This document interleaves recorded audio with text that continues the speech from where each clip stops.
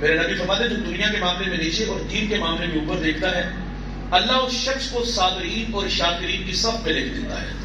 میں نے عرض کیا ہم دنیا کے معاملے میں اوپر دیکھتے ہیں اور دین کے معاملے میں نیچے دیکھتے ہیں. صحابہ کا مزاج کیا تھا؟ وہ دنیا کے معاملے میں نیچے اور دین کے معاملے میں اوپر دیکھنے کا مزاج تھا. بھائی جان کروڑ پتی کیا ارب کھرب پتی بھی بن جاؤ گے تو تسکین کے قافلے نہیں اتریں گے اگر اوپر دیکھنے والا مزاج ہوگا. اور اگر نیچے دیکھنے والا مزاج ہوگا نا تو پھر وہ غالباً ساگر نے کہا تھا کہ گھر شکستہ صحیح مگر اپنا تو ہے. بھائی کرایہ دار دیکھ لو تمہارا تو اپنا ہے نا, چاہے اس کا چھت کا پکا ہے. جب نیچے دیکھو گے وہ سادی فرماتے ہیں میں مسجد سے باہر نکلا تو کسی نے جوتے چرا لیے, 2 قدم آگے بڑھا تو دیکھا ایک صاحب کے پاؤں نے وہی سجدہ کیا, اللہ تیرا شکر ہے میرے پاؤں تو سلامت ہے. نیچے دیکھو گے تو تسکین کے قافلے اتریں گے, اوپر دیکھو گے تو تسکین ہے کھرب پتی ہو کے بھی تسکین ہے. اور صحابہ کا مزاج وہ دین کے معاملے میں اوپر دیکھ. حضرت عمر نے کیا کہا آج میں ابو بکر سے بڑھ جاؤں گا, آدھا مال لے آئے اور آدھا گھر چھوڑائے. اچھا جو آدھا حضرت عمر فاروق رضی اللہ تعالیٰ عنہ لائے تھے نا وہ سیدنا صدیق اکبر کے سارے مال سے زیادہ تھا. وہ جانتے تھے آج کل ان کے حالات کیسے ہیں. یعنی حضرت عمر کا آدھا اور سیدنا صدیق اکبر کا سارا, اس سارے سے آدھا مال زیادہ تھا. تو اگر سوال یہ ہوتا کہ کتنا لائے تو پھر تو حضرت عمر کا مال زیادہ تھا, لیکن سوال یہ نہیں ہوا. حضرت عمر آئے تو حضور فرماتے گھر کیا چھوڑا ہے؟ عرض کیا آدھا لے آیا ہوں اور آدھا چھوڑ آیا ہوں. حضرت ابو بکر آئے گھر کیا چھوڑا ہے؟ کہا گھر میں اللہ رسول چھوڑایا ہوں, جو گھر میں تھا وہ آپ کے قدموں میں ہے. تو مال کی باری جب اعلانیہ کرنے کی آئی تو گھر بار کا مال راہ خدا میں پیش کر دیتے ہیں. یہ ہے اعلانیہ اور خفیہ. ہم لوگوں نے خفیہ اور اعلانیہ میں فرق نہ رکھا. یہ نفس کی غذا ہے نا, جس کو خفیہ رکھنا تھا اس کو اعلانیہ ہم نے کیا. 500 کا نوٹ دیا اور 10 بندے پیچھے تصویر بنا رہے ہیں. آٹے کا تھیلا دیا تو 10 بندے پیچھے کھڑے ہو کر تصویر بنا رہے ہیں. جو نفس کے لیے تھا, کسی کی تذلیل تھی, ہم نے اس کو ترغیب کا نام دیا. آئیے میں آپ کو سناتا ہوں کہ خفیہ کسے کہتے ہیں. حضرت عمر رضی اللہ تعالیٰ عنہ فرماتے ہیں میں سیدنا صدیق اکبر رضی اللہ تعالیٰ عنہ کی خدمت میں حاضر ہوا تو وہاں ایک رجسٹر پڑا تھا, وہاں کچھ نام لکھے تھے. اس میں یتاما کے, بیوہ کے, مساکین کے. ایک جگہ بیوہ کا نام تھا اور معاون کا نام نہیں تھا. آپ فرماتے وہاں میں نے اپنا نام لکھ دیا کہ اس بیوہ کی خدمت میرے کندھوں پہ. آپ فرماتے میں اگلے دن اس کے دروازے پر گیا, میں نے کہا میں حاضر. اس نے کہا جزاک اللہ. ایک صاحب آئے اور سارے کام کر کے چلے گئے. آپ فرماتے دوسرے دن جلدی چلا گیا. میں نے کہا میں حاضر. کہا آنے والا ذمہ دار بڑا ہے. کہا کون ہے وہ؟ کہتی میں نہیں جانتی انہیں. وہ آتے ہیں, کنڈا کھڑکاتے ہیں, میں پردے میں چلی جاتی ہوں, گھر کے برتن دھوتے ہیں, جھاڑو دیتے ہیں, مشکیزیں بھرتے ہیں اور چلے جاتے ہیں.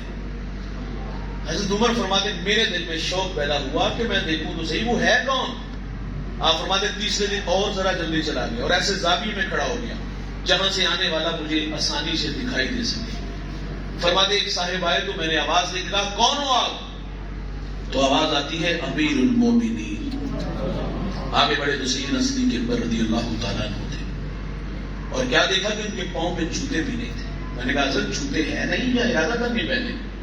تو آپ فرماتے ارادہ کر نہیں پہنے. کہا کیوں؟ کہا یہ وقت لوگوں کے آرام کا ہے, اس لیے نہیں پہنے کہ کہیں میرے قدموں کی آہٹ کی وجہ سے کسی کی نیند میں خلل نہ ہو. طبیعت کی حساسیت دیکھیے گا. ہم ڈرم پیٹتے, ہم ڈھول پیٹتے ہیں. ہمسائے کو ہے جرأت کہ وہ کہے کہ تھوڑی سی آواز کم کر لو.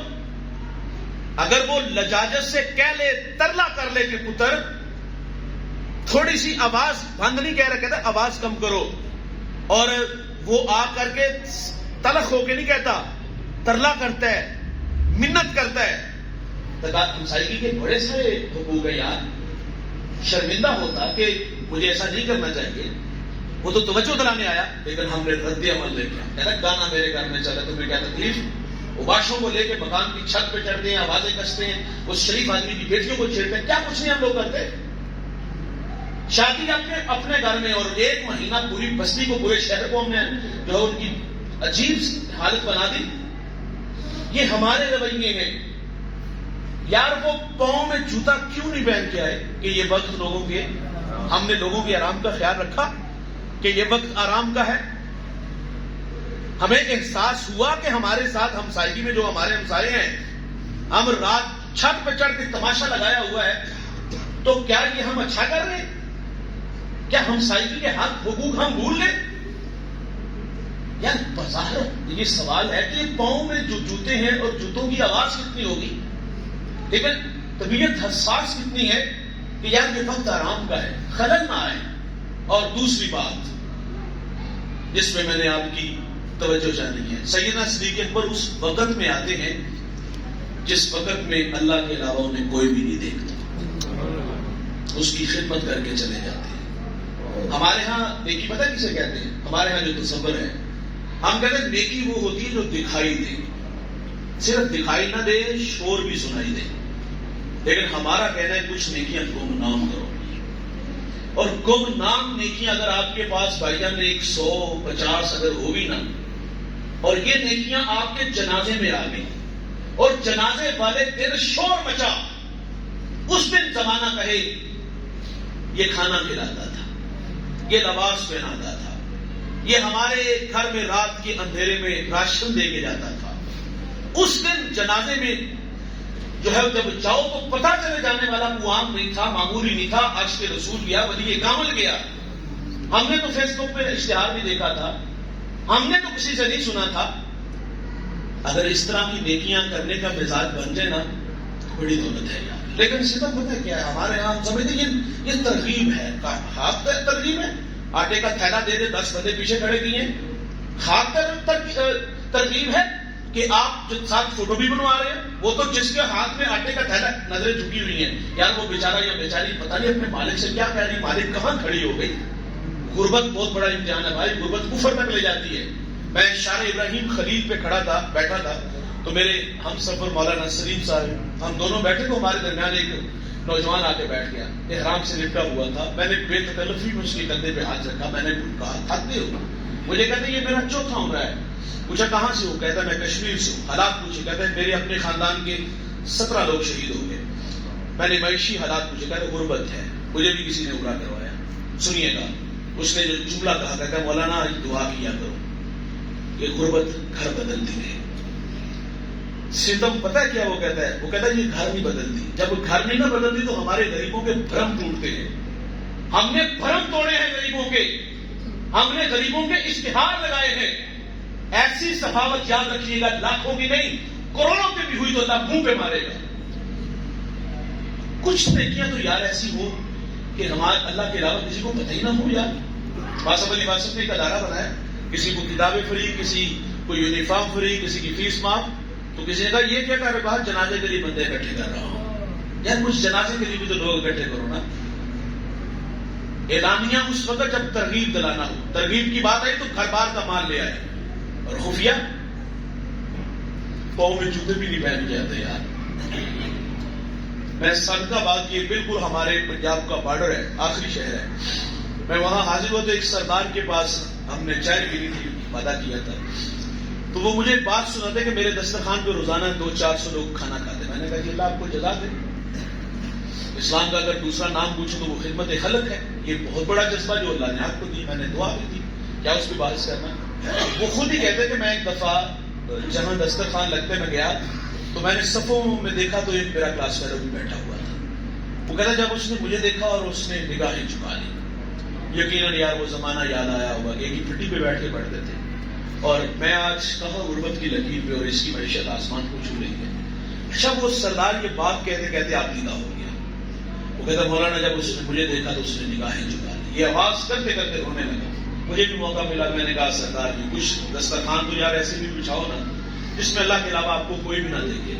سارے یہاں آ کے نہیں بیٹھتے، مشکل ہو جاتا ہے، کچھ سفید پوش لوگ ہوتے ہیں، ہاتھ پہ لانا تو ہی جستجو جانتے ہیں یار، کچھ نیکیاں تو گمنام کرنے والی کریں، گمنام کریں یار۔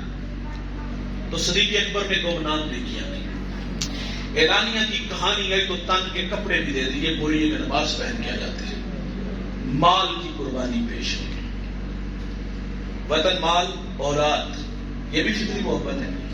اور سیدنا صدیق اکبر رضی اللہ تعالیٰ عنہ جب غزوہ بدر ہوا نا تو بیٹا ایمان لے آیا، گھر میں ایک دن بات چلنے کے لیے حضور والد گرامی سے کہتے آپ میری تلوار کی زد میں آئے، لیکن میں نے تلوار اس لیے کھینچ لی کہ آپ میرے والے ہو، چاہتا تو سر کاٹ دیتا، شکریہ نہیں ادا کیا۔ فرمایا ایک دفعہ میری تلوار کی زد میں آتے تو کبھی بھی نہ چھوڑتا، دشمن سمجھ لیتا سے تمہاری گردن کو جدا کر دیتا۔ اولاد کی قربانی آئی تو وہ بھی پیش کی، اور سب سے بڑھ کر انسان اپنی جان سے پیار کرتا ہے۔ اور سیدنا صدیق اکبر رضی اللہ تعالیٰ عنہ جب ہجرت کی رات تھی نا، کبھی آگے کبھی پیچھے، کبھی دائیں کبھی بائیں دوڑتے ہیں۔ حضور نے وجہ پوچھی، عرض کی حضور میں تخیلات میں تصورات میں دیکھتا ہوں کہیں دشمن آگے سے نہ آ جائے، دوڑتا اس لیے ہوں کہ آگے سے آئے تو سامنے میں آئے، پیچھے اس لیے چلا جاتا ہوں پیچھے سے آئے تو آگے مجھے پائے۔ تو یہ حضور سے محبت تھی۔ غار ثور تک پہنچی، واقعہ طویل اپنے تفسیر علماء سے سنا ہے۔ جب غار ثور تک پہنچے تو حضور کو مولانا حضرت بیان فرما رہے تھے، اور میں بھی اس کو اختصار سے یہیں پہ سمیٹ لوں گا، گفتگو اذان کا وقت قریب ہو گیا۔ تو سیدنا صدیق اکبر رضی اللہ تعالیٰ نے غار کو صاف کیا، اور غار کو صاف کر کے اپنا امامہ بھی اتار دیا اور قمیض بھی پھاڑ کے ان کو سوراخوں کو بند کیا، اور ایک سوراخ باقی بچا۔ عرض کی حضور تشریف لے آئے گے۔ حضور تشریف لے آتے ہیں، اور اللہ اکبر، دشمن بھی سر پہ آ کے وہ کھوجی لے گیا کہ نا نشان تلاش کرتے کرتے، وہاں بکری نے جالا تنا